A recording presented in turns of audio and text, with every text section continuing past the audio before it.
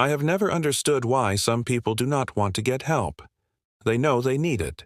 We tell them they need it, yet they don't want it.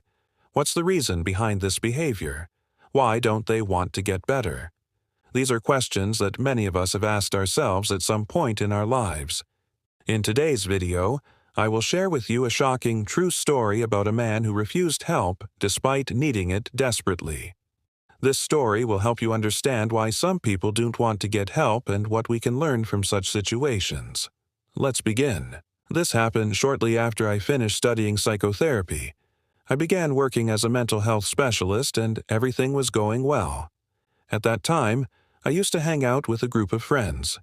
Most of them were studying, so they didn't have much spending money. I was different because I had just started working.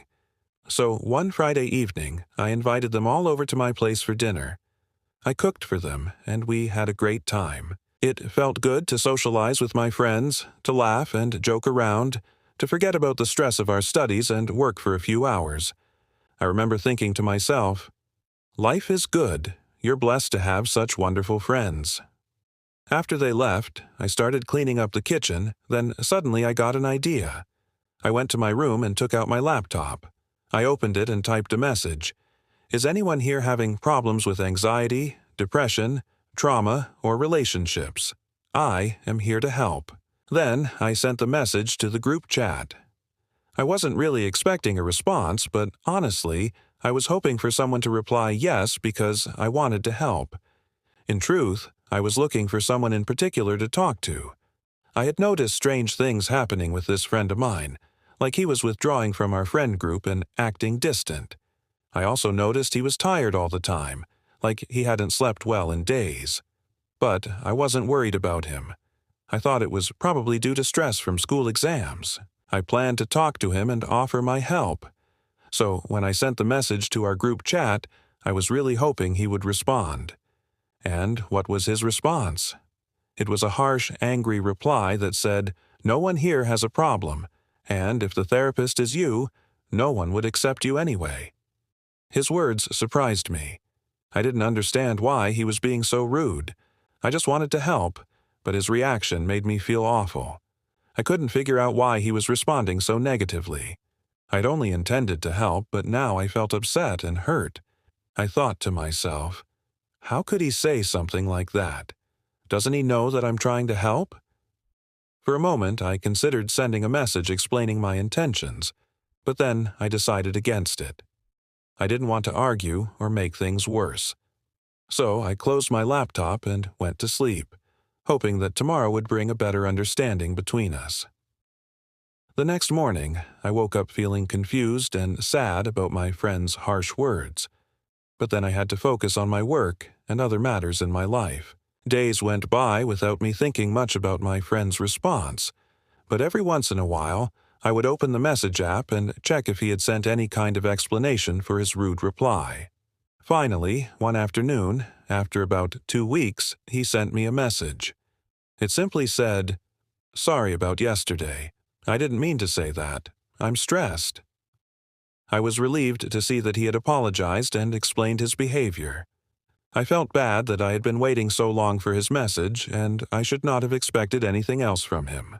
After all, he was under a lot of pressure from school, and I knew that he was going through a difficult period. But as soon as I read his message, I couldn't help but think, what does being stressed have to do with what he said? How could he be so insensitive towards me? I was just trying to help him. Suddenly, I received another message from him and it made me even more confused. It said, "Hey, I need your help. Can you lend me some money until payday? I owe you one." Immediately, I felt a wave of irritation wash over me. I replied, asking for more details about how much money he needed. Then he told me that he needed about $300, and I agreed to lend it to him. When I met him, I gave him the cash. He thanked me and said he'd pay me back as soon as he could. I understood that he was going through a tough time, but I couldn't help but feel frustrated by his attitude. He seemed to think that I was obligated to lend him money just because he was my friend. I couldn't understand why he kept asking me for financial help. It made me uncomfortable, and I didn't know how to deal with it. Every time I asked him about his situation, He would become angry and tell me not to interfere. I felt helpless because no matter how much I tried to be a good friend, he pushed me away and treated me badly. My attempts to help him only seemed to annoy him, and he became less responsive to my messages and phone calls. Eventually, he stopped answering altogether. I was desperate to know what was going on and why he had changed so much. One day, I found out what was happening. It turned out that my friend had started a business with some colleagues from school. They had borrowed a large sum of money from him to fund their project. However, they disappeared and left him with nothing, taking all the money with them. I felt sorry for him because I realized that he was going through a lot of stress. I called him and asked if I could help. I told him that I understood what he was going through and that I wanted to support him. But his response shocked me. He yelled at me and hung up the phone. I tried calling him again, but he didn't answer. I was confused and hurt by his reaction. I couldn't understand why he was being so mean and closed off. I didn't know what to do or say. I felt helpless because there was nothing I could do to help him. A week passed and then another. One day, I heard some terrible news. My friend had died. Apparently, he had been found lying in his bed, unresponsive. I couldn't believe it. I couldn't understand how he could be gone. I remember thinking, how could this happen? He was only stressed, right? He should be able to get over that. I didn't know that his suffering would end so tragically. When I learned the details of what had happened, I realized that he had taken his own life. It broke my heart. I couldn't believe that he had done this to himself. I remember thinking, why didn't he ask for help? Why did he do this? I was confused and saddened by his death.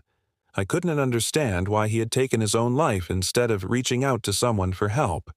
I still don't know why he did it. Maybe he felt like there was no hope, or that he didn't deserve help. I don't know. All I can do is speculate.